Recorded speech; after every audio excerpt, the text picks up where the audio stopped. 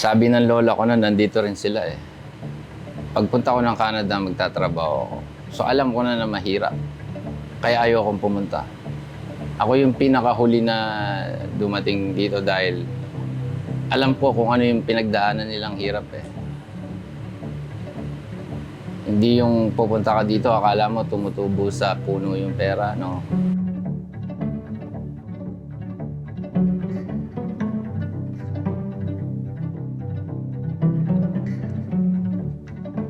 May negosyo kami sa Pilipinas pero hindi sinuwerte. And then nag-decide yung mga magulang ko na i-give up na lang.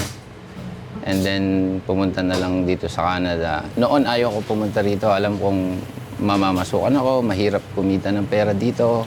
And then noon talagang nakapag-decide ako na okay, parang hindi na magsusurvive to. And then nag-move na ako dito.